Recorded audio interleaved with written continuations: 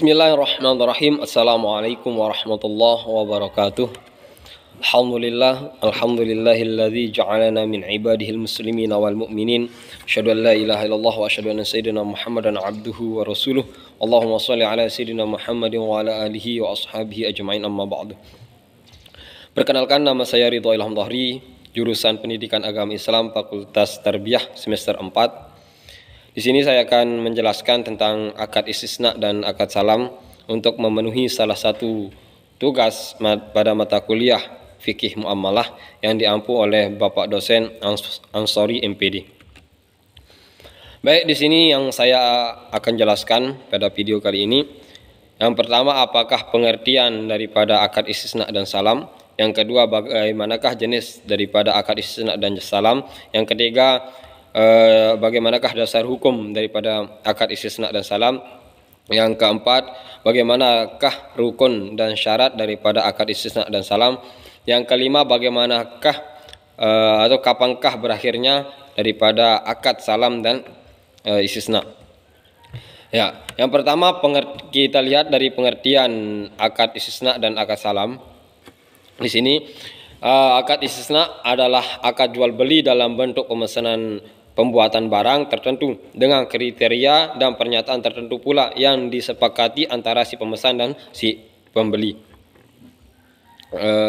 antara si pemesan dan si penjual. Ya, yang kedua, akad salam berasal dari kata as-salab yang berarti pendahuluan, karena pemesan barang menyerahkan uangnya di muka, sehingga akad salam itu adalah transaksi jual beli barang dengan cara pemesanan dengan syarat-syarat tertentu dan pembayarannya itu tunai di terlebih dahulu ketika transaksi tersebut. Nah, di sini sangat jelas perbedaan antara akad istisna dan akad salam kalau kita lihat dari pengertiannya, yang dimana akad istisna ini memang transaksi jual beli yang bentuk pemesanan pembuatan barang, ya, sama-sama daripada akad istisna dan akad salam ini sama-sama ketika akad itu tidak ada barangnya. Namun di akad istisna ini bisa di DP dulu untuk pembayarannya, bisa dicicil, ataupun bisa nanti ketika menerima barang tersebut. Kalau akad salam ini barangnya belum ada ketika akad itu, namun pembayarannya itu secara tunai ketika akad tersebut, sehingga barang itu nanti menjadi utang daripada si penjual. Yang kedua, jenis daripada akad istisna dan salam, kalau kita lihat daripada jenisnya, jenis daripada istisna itu ada dua, ada istisna dan ada paralel, yang dimana istisna ini adalah transaksi jual beli dalam bentuk pemesanan atau pembuatan barang tertentu dengan kriteria dan persyaratan tertentu pula yang telah disepakati antara si penjual dengan si pembeli. Yang kedua, ada paralel, yang dimana paralel ini adalah suatu bentuk akad istisna antara penjual dan pemesan, di mana untuk memenuhi kewajiban kepada pemesan, penjual melakukan akad istisna dengan pihak yang lain untuk memenuhi aset yang telah dipesan oleh pemesan.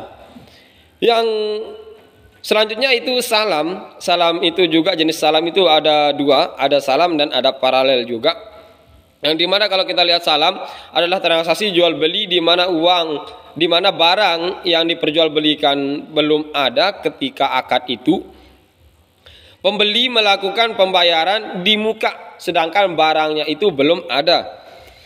Yang paralel, kalau kita lihat dari paralel itu adalah melaksanakan dua transaksi salam, yaitu antara pembeli dan penjual, serta antara penjual dengan pemasok.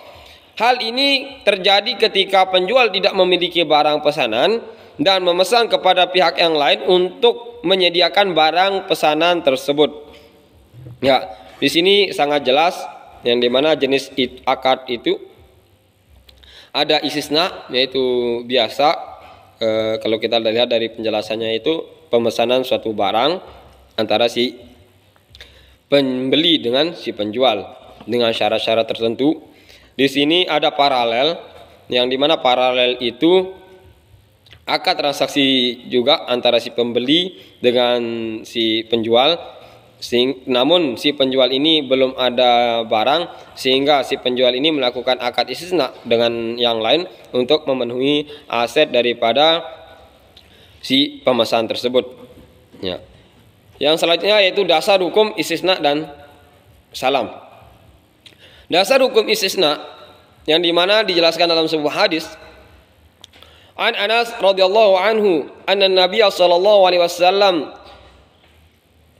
kana arada an yaktuba ilal ajam faqila lahu innal ajama la yaqbaluna illa kitaban alaihi khatimun fastana'a khataman min fiddatin qala ka'anni unzuru ila bayadhihi fi yadihi, rawahu Muslim. Ya, diriwayatkan daripada Anas radhiyallahu anhu, semoga Allah meridhoi daripadanya, yang dimana Rasulullah dulu pernah mengirimkan surat kepada non-Arab, kepada raja non-Arab, namun raja non-Arab itu tidak mau menerima surat itu karena tidak ada stempelnya, sehingga Rasulullah pun langsung memesan sebuah stempel yang dibuat dari perak. Ya, kalau kita lihat dasar hukum daripada salam, yang dimana dijelaskan dalam surah Al-Baqarah, ya ayyuhalladzina amanu idza tadayantum biyadin ila ajali musamma faktubuh. Hai orang-orang yang beriman, apabila kamu bermuamalah tidak secara tunai untuk waktu yang telah ditentukan, hendaknya kamu menuliskan dengan benar. Nah, itu dasar hukum daripada akad istisna dan salam. Selanjutnya rukun istisna dan rukun salam. Di sini kita lihat bahwa rukun istisna itu ada 5, sedangkan rukun salam itu ada 4. Ya, kalau kita yang pertama rukun istisna ada penjual atau sani, yang kedua ada pembeli atau mustasni, yang ketiga barang atau masnu, yang keempat harga atau sanan, yang kelima ijab dan qabul atau sigot. Yang rukun salam itu ada 4 tadi. Yang pertama pembeli atau musallam, yang kedua penjual atau musalla ilaih, yang ketiga ada ucapan atau sigot, yang keempat barang yang dipesan atau musallam fik. Ya, selanjutnya yaitu syarat istisna, yang dimana syarat istisna ini ada 2. Yang pertama barang atau masnu, yang kedua harga. Kalau kita lihat daripada barang atau masnu, barang ini ada perincian yang perlu kita perhatikan. Yang sah untuk dijadikan objek istisna adalah sebagai berikut. Yang pertama jenis, ya, misalkan berupa mobil, motor, pesawat atau rumah atau lain-lain. Yang kedua tipe, misal berupa mobil itu mereknya apa, motor itu mereknya apa, dan lain-lain. Yang ketiga kualitas, bagaimana spesifikasi teknisnya dan hal lainnya, sehingga kita tentukan kualitas barang tersebut bagaimana. Jika baik ya dikatakan dengan baik, jika buruk ya dikatakan dengan buruk. Yang keempat kuantitasnya, berapa jumlah unit daripada barang tersebut. Misalkan kita mau menjual motor, nah berapa jumlahnya, atau mobil berapa jumlahnya. Ya, yang kedua tadi syarat istisna itu ada harga, yang dimana harga ini harus ditentukan berdasarkan aturan sebagai berikut. Yang pertama harus diketahui semua pihak. Yang kedua bisa dibayar sewaktu akad secara cicilan atau ditangguhkan pada waktu yang telah disepakati antara si penjual dengan si pembeli. Yang selanjutnya itu syarat salam, yang dimana syarat salam ini ada 6. Yang pertama uangnya hendak dibayar di tempat akad, berarti pembayarannya itu dilakukan terlebih dahulu secara tunai.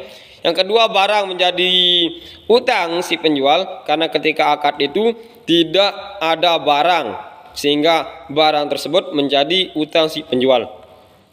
Yang ketiga barang diserahkan di kemudian hari, ya, diberikan sesuai waktu yang telah ditentukan. Yang keempat barang harus jelas baik ukuran, timbangan ataupun bilangannya. Yang kelima harus diketahui dan disebutkan sifat barang tersebut. Yang keenam, tempat penyerahannya dinyatakan secara jelas. Ya. Selanjutnya, berakhirnya akad istisna dan berakhirnya akad salam. Yang dimana kalau kita lihat kapan berakhirnya akad istisna itu harus ada 3 di sana. Yang dimana dipenuhinya kewajiban secara normal oleh kedua belah pihak. Yang kedua, persetujuan bersama kedua belah pihak untuk menghentikan kontrak. Yang ketiga, pembatalan hukum kontrak ini jika muncul sebab yang masuk akal untuk mencegah dilaksanakannya kontrak atau penyelesaiannya, dan masing-masing pihak bisa menuntut pembatalannya. Ya. Yang selanjutnya itu berakhirnya akad salam. Berakhirnya akad salam itu dapat kita lihat. Yang pertama, barang yang dipesan tidak ada pada waktu yang telah ditentukan. Yang kedua, barang yang dikirim cacat atau tidak sesuai dengan yang disepakati ketika akad. Yang ketiga, barang yang dikirim kualitasnya lebih rendah dan pembeli memilih untuk menolak atau membatalkan akad tersebut. Yang selanjutnya, barang yang dikirim kualitasnya tidak sesuai, akan tetapi si pembeli ini menerimanya. Yang terakhir yaitu barang yang sudah diterima. Ya, demikian yang dapat saya jelaskan, yang dapat saya sampaikan dalam video ini.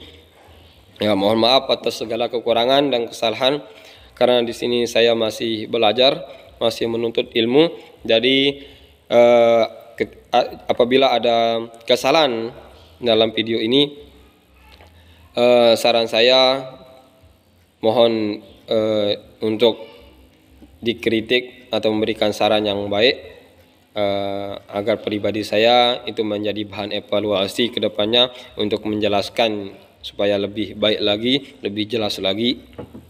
Sekian dari saya. Hadanallahu wa iyyakum ajma'in. Wassalamualaikum warahmatullahi wabarakatuh.